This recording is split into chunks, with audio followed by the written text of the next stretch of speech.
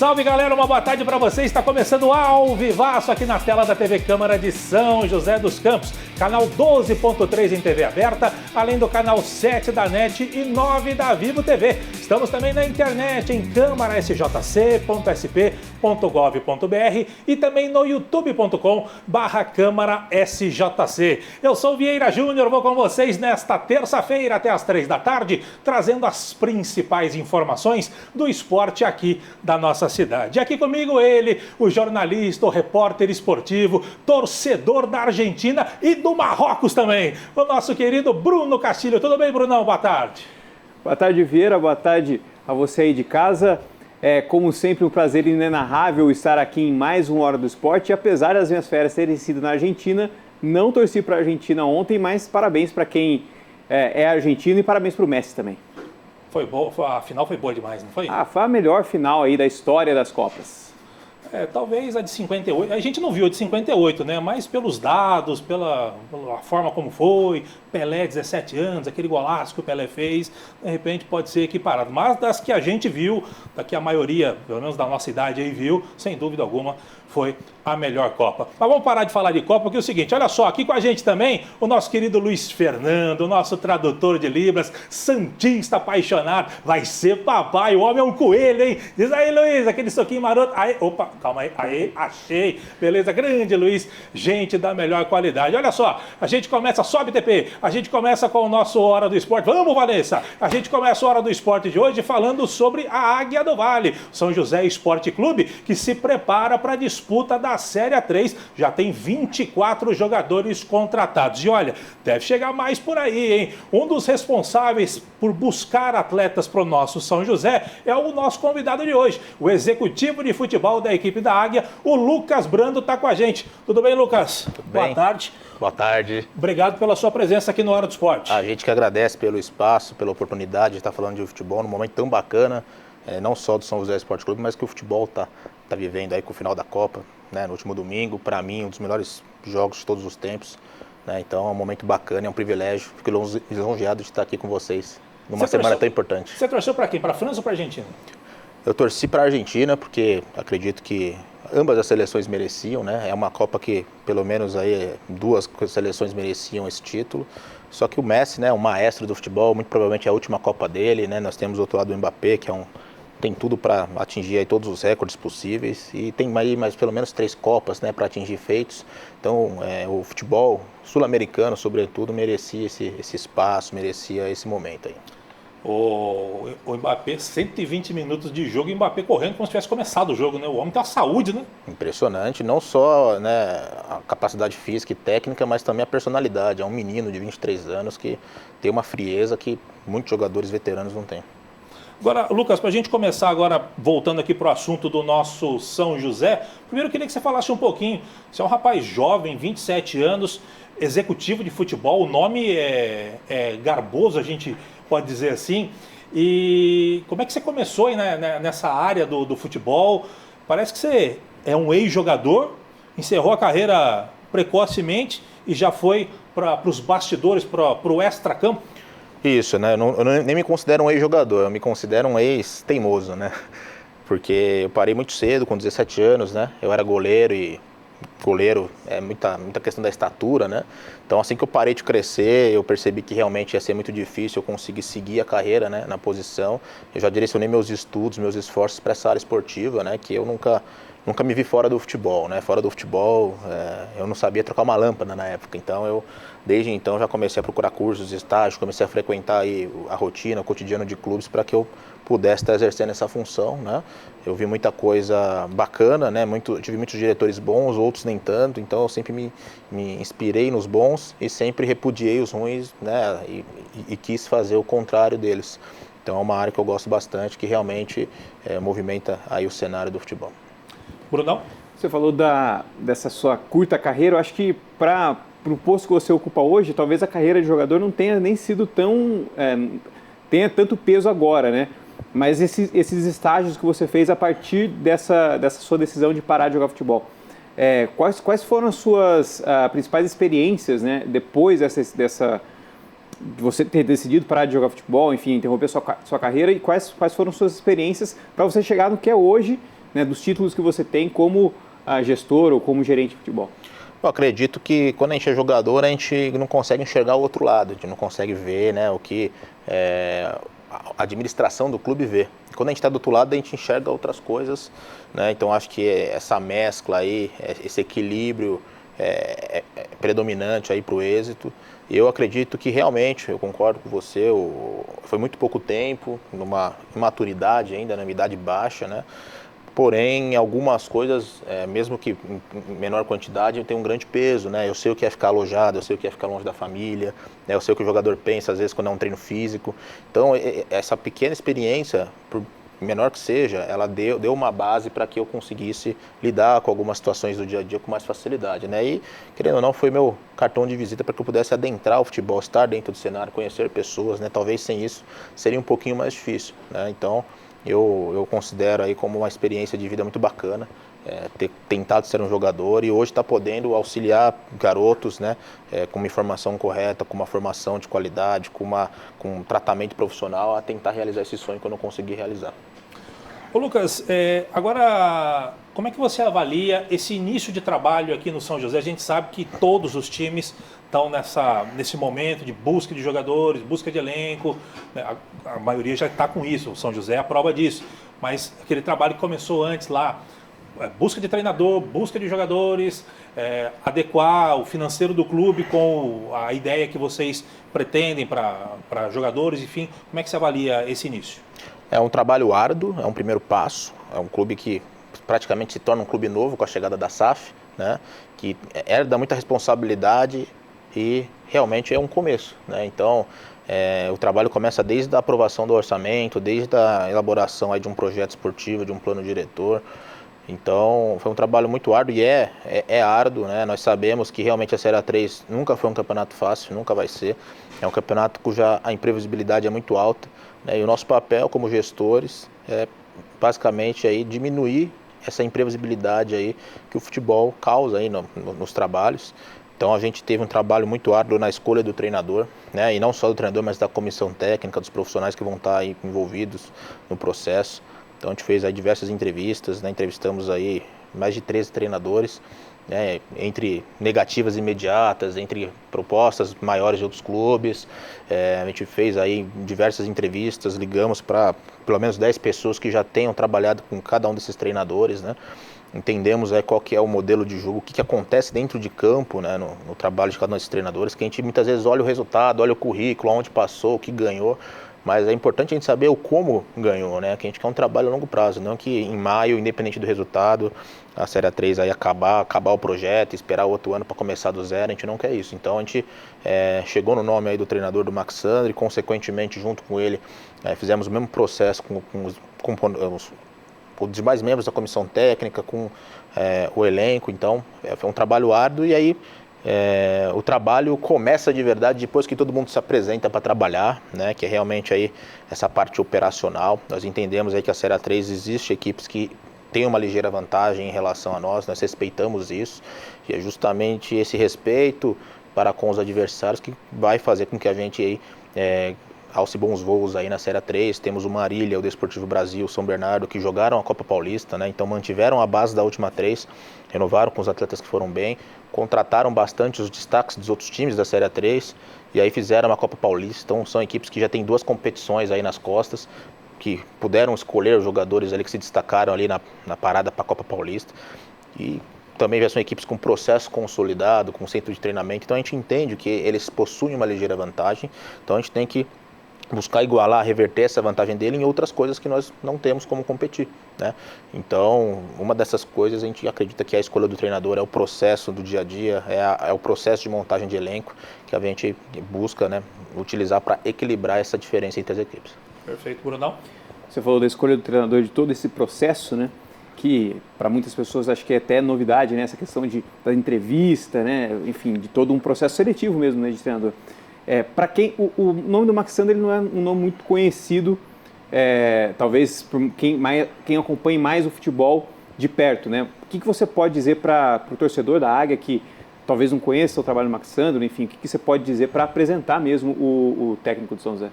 Maxandro é um treinador que ele busca sempre controlar o jogo. Ganhando ou perdendo, ele busca ter sempre a bola. E é uma posse ofensiva e não uma posse enganosa. É uma posse onde realmente ele controla as ações do jogo. Onde quando a equipe dele está sem a bola, há uma superioridade numérica nessa região da bola. Quando ele está com a bola também. Então, um time compacto, organizado, né?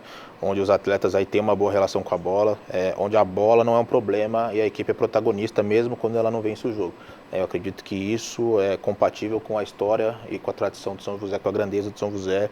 É isso que o torcedor realmente merece ver. Uma equipe que controla as ações, pode acontecer erro individual, pode acontecer, às vezes, tomar um gol de falta, um gol de bola parada, um gol de pênalti, um erro de arbitragem. Só que a gente não abre mão de sempre buscar controlar o jogo. E isso que a gente... Quando a gente fez o nosso projeto esportivo, antes da gente chegar em nomes de treinadores, nós primeiro estabelecemos um perfil de equipe, um perfil de atletas individualmente falando, para que aí sim, em cima desse projeto esportivo, a gente identificasse aí os melhores executores desse projeto. Perfeito. O papo tá bom, né? Tá fluindo bacana. A gente vai fazer o seguinte, a gente vai para um rápido intervalo, é rapidinho, 1 minuto e meio só, a gente já tá de volta aqui no Hora do Esporte. Não sai daí.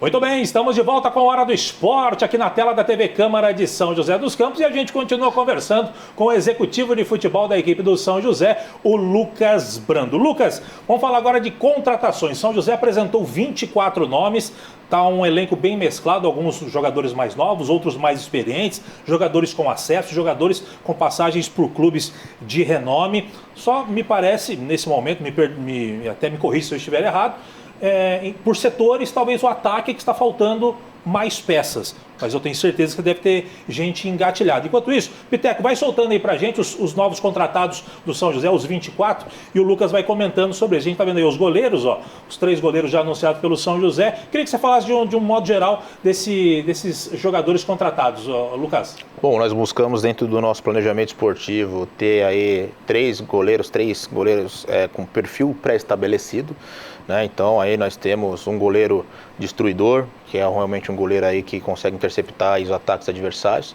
Um goleiro construtor, né, que é exemplo aí de Neuer, de outros goleiros aí, consegue interceptar esses ataques, mas também conseguem aí jogar com os pés, né, auxiliar na construção do jogo. Então, de modo geral aí, temos o Caio também, que é um goleiro equilibrado, é um goleiro jovem que teve agora no futebol português e foi muito bem, né? Então retorna agora para o Brasil, é um goleiro que tem essas 2 capacidades e é capaz aí de repor aí tanto o goleiro destruidor como o goleiro líbero, né? E assim, a gente espera realmente que a competição proporcione para a gente, exija da gente diversos cenários diferentes e esses cenários exigem aí realmente um planejamento de posições, funções, perfis para que realmente a gente esteja preparado para enfrentar todas as adversidades da competição. Brunão? A gente notou, além dessa mescla que teve, né, teve muito jogador também ex-São Caetano, né? Talvez que tenha trabalhado com o Maxandro também, que tem trazido essa bagagem aí, que é muito importante essa questão do treinador conhecer já os jogadores com quem ele vai trabalhar, né? Então foi mais ou menos montado em cima disso, assim, também do que o Maxandro já conhece dos jogadores? Sim, sempre quando a gente trabalha em algum lugar, a gente sempre busca trazer o que a gente vivenciou de positivo nesse local, né? Então o Maxandro, eu acompanhei bastante, inclusive esse trabalho dele no São Caetano, inclusive foi uma das coisas que fez com que ele estivesse aqui hoje, né? Então, realmente, assim como tem jogadores que trabalharam comigo, né? Tem o Giovani, que está aparecendo na tela, ele foi campeão comigo no Audax em 2019, fez os 2 gols da final, né? Então, essa ideia aí é sempre a gente monitorar o mercado, mas sempre também se rodear de pessoas que já conhecem o modelo de jogo do treinador, né? É um modelo de jogo com bastante informação, com conteúdo, né? Não é aquela questão dar coletivo todo dia e seja o que Deus quiser, né? Tem realmente fundamento, então é necessário que a gente sempre busque jogadores com perfil, né, de executar aquilo que é estabelecido. Então a gente buscou jogadores no mercado que tenham isso e muitas vezes o mercado é escasso, muitas vezes, né, como eu dei o exemplo dos 3 times que começaram antes de nós esse processo de montagem já na Copa Paulista, o mercado realmente não apresenta muitas opções e a gente vai olhar realmente para quem a gente já conseguiu extrair, né, esse tipo de situação.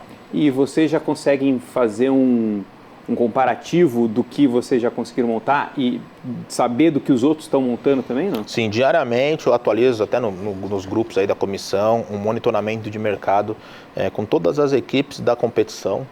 Então a gente tem realmente acompanhado diariamente a montagem de todos, e não é só em notícia, em CBF, né, que tem o BID, não, a gente realmente tem aí informações de bastidor, informações aí às vezes até mais sigilosas que chegam até nós, né? Então a gente vem acompanhando, vem fazendo esse comparativo, discutimos aí diariamente, antes do treino, depois do treino, sempre ao final do dia, antes de dormir, eu faço aí um apanhado geral para realmente ver o que está sendo feito, e eu acredito que vai ser uma das competições da Série A3 mais equilibradas nos últimos anos. Geralmente se tem ali 4, 5 equipes com condições de brigar por acesso, e aí algumas surpresas, um outro time mais jovem que pode, né, surpreender, como o Audax surpreender, era um time jovem, classificou em 8º, e a gente acabou, né, conseguindo ser campeão. O Primavera também aí, em 2021, né, com a Ademir Fezan, que é daqui de São José dos Campos, que era uma equipe bem jovem também. Então a gente, esse ano, identifica que tem pelo menos aí 10 equipes com nomes rodados, com experiência na divisão, algumas equipes jovens que também podem incomodar, podem surpreender, né? Vem 2 equipes muito tradicionais aí da A2, né, que caíram, que foi o Red Bull, o Brasil e o Audax. Vem aí, sobe o Grêmio Prudente e Itapirense, que são equipes que vão investir pesado aí nessa Série A3, equipes que estavam batendo na trave já fazia um tempo, né, para ter esse acesso para a Série A3.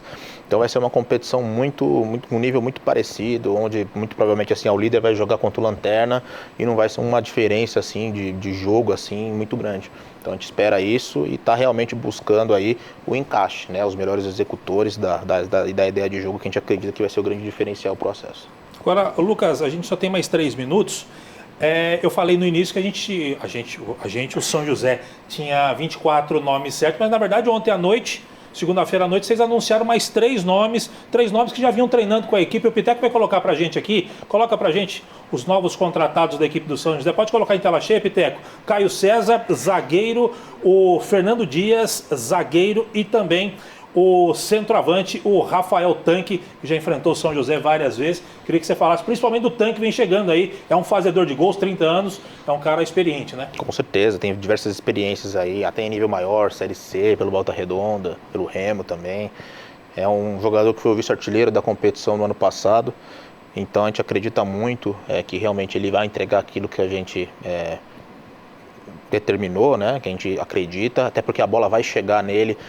Toda essa ideia de jogo, ela funciona para que a bola chegue realmente trabalhada, para que os atacantes tenham mais espaço e tempo para concluir em gol, terminar em gol, né? Temos o Caio César, que é um jogador aí que tem diversos acessos, não só na Série A3, é o jogador que mais tem acessos no elenco, né? Nossos elencos somados, todos os atletas aí chegam a 39 acessos, não só em São Paulo, né, mas em todo o Brasil. Então, desses 39 acessos, pode botar pelo menos uns 7, 8 na conta aí do Caio César. Acabou de subir lá no Paraná, pelo Patriotas, então é um jogador que a gente estava aguardando, aí chegou um pouquinho depois porque estava aí disputando o acesso. Então é um jogador que já subiu aí com o Rio Preto, com a Votuporanguense. É um atleta aí que tem tudo aí para nos entregar tudo isso que a gente, né, vem planejando. Maravilha, Lucas. Infelizmente eu queria conversar com você muito mais tempo, mas você sabe como é que é TV, o tempo urge, o tempo é rápido demais. Queria agradecer demais a sua presença aqui no Hora do Esporte. Já fica o convite para você voltar, na hora que começar a temporada, para a gente saber como é que você avalia também o início de temporada do São José, aí efetivamente em campo. A gente sabe que o São José fez 3 jogos treinos, a gente sabe que os resultados pouco importam, em que pese São José empatou 2 e venceu 1. E o São José, acredito eu, que vem forte para essa Série A3. Grande abraço, parabéns pelo trabalho e fica o convite para você voltar aqui no Hora do Esporte. Obrigado, eu agradeço imensamente aí o convite, a oportunidade, o espaço de falar para o São José, e sempre me coloco à disposição para novos convites aí. Maravilha. Fazer o seguinte, a gente vai para o último intervalo de hoje do nosso Hora do Esporte. Tem basquete, tem vôlei em destaque para você aqui dentro do nosso Hora do Esporte. Não sai daí, é rapidinho, já voltamos.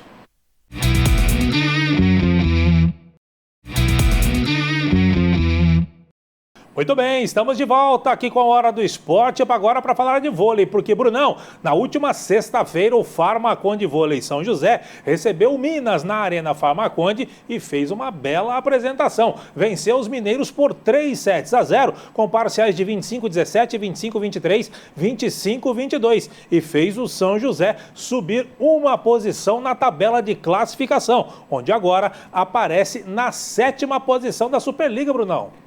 Aos poucos o São José aí vai conseguindo esses pontos, né? livrando aí o pé gelado da nossa querida Rafaele. Mas é importante, né, o São José ter essas vitórias, principalmente agora que teve esses pontos perdidos, enfim, teve esse pequeno declínio, mas parece que o time está se encontrando de novo, está entrando nos trilhos novamente. Então o São José aí vai brigar por essa vaga aí nos playoffs da Superliga.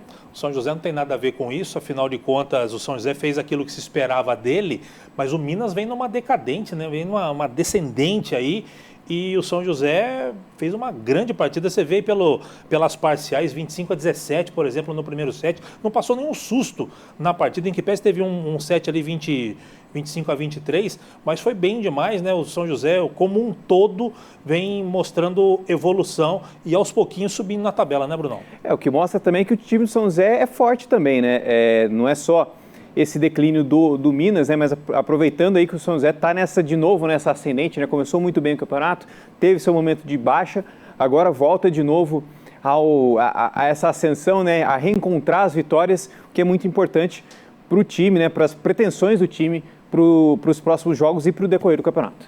Vamos dar uma olhadinha aqui nos jogos da 10ª rodada. O Piteco vai colocar para a gente aí na tela. Olha só, os jogos já foram todos consumados.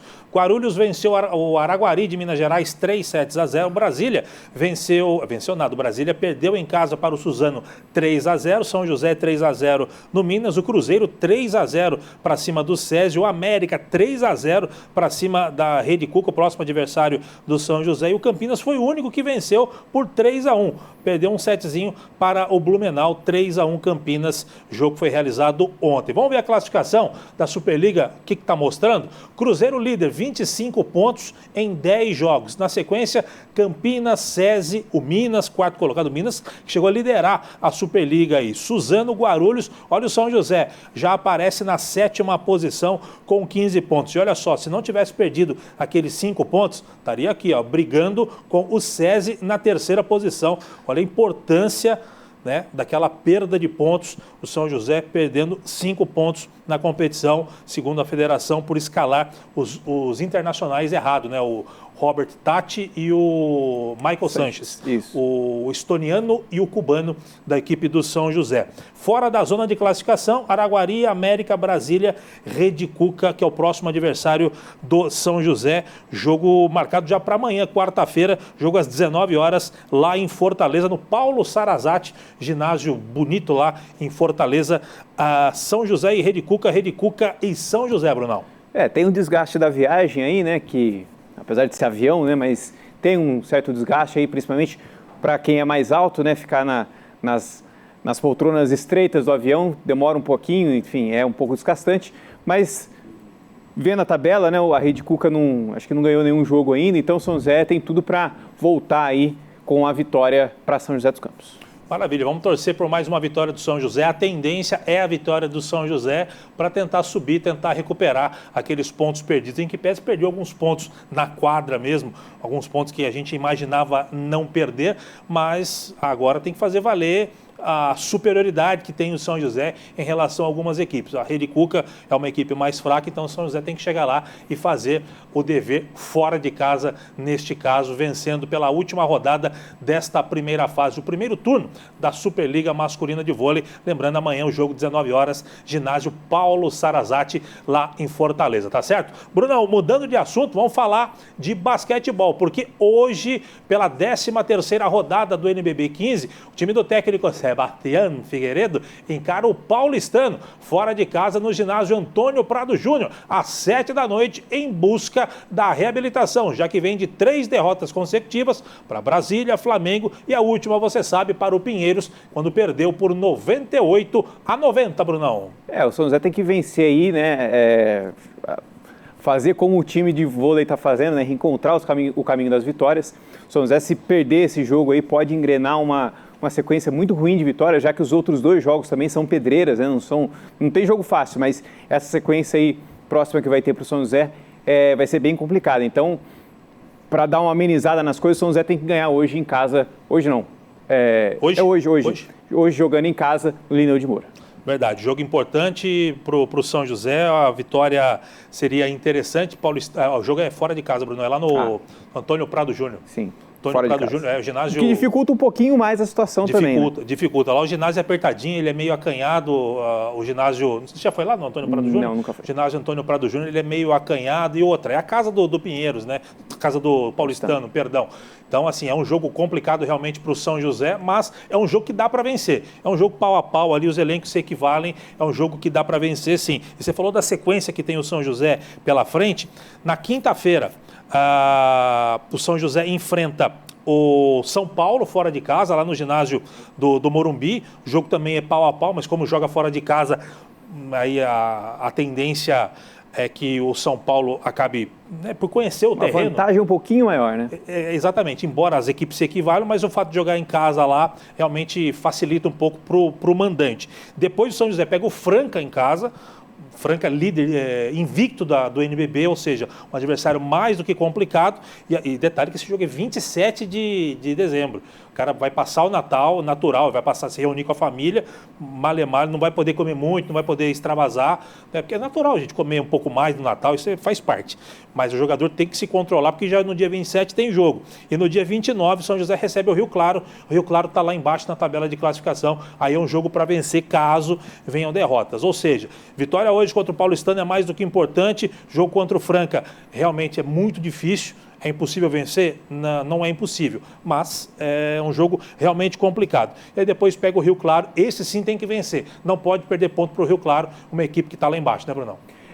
O São José já vem com uma sequência, acho que de 3 derrotas, sim. É isso? Então, assim, se engrenar nessa sequência de ter mais 2 derrotas, são 5. Enfim, o psicológico do time pode se abater muito. Então, essa vitória, se vier contra o Paulistano, vai ser de muita importância para a sequência, para o próximo jogo contra o São Paulo e para a sequência do campeonato. Pois é, muita sorte aí para o São José Basquetebol. Lembrando, hoje, 7h, no ginásio Antônio Prado Júnior, em São Paulo, tem Paulistano e São José Basquetebol, 13ª rodada do NBB 15. Nossa, a voz dá uma falhada, é o ar-condicionado. Hoje está torando aqui nos nossos estúdios da nossa TV Câmara de São José dos Campos. Bruno, hoje foi bom o programa, hein? Passou rápido. Foi bom, estou tremendo de frio. A gente parece estar no Canadá, dezembro, parece estar no Canadá. Falta nevar aqui, tão frio que está. Mas foi bom o programa, tiramos várias dúvidas com o Lucas. Falamos de basquete, de vôlei. Então, quinta-feira estaremos de volta nesse mesmo bate-canal, nesse mesmo bate-horário, sem o mesmo frio, espero. Piteco coloca no modo Alasca, por isso que está gelado assim. Brunão, um grande abraço para você. O nosso Luiz Fernando, grande abraço, hein? Foi um prazer inenarrável também, como diria Brunão, estar ao seu lado em mais um Hora do Esporte. Vamos chegando ao final do Hora do Esporte de hoje, agradecendo a sua audiência, a sua paciência. Você fica agora com o programa de Bem com Você, com a bela, com a estonteante, com a sensacional, a querida Gisele Lopes. Eu e o Brunão, o Luiz Fernando também, toda a equipe, a gente volta na próxima quinta-feira ao vivaço com o nosso Hora do Esporte. De minha parte, grande abraço, até a próxima, tchau, tchau.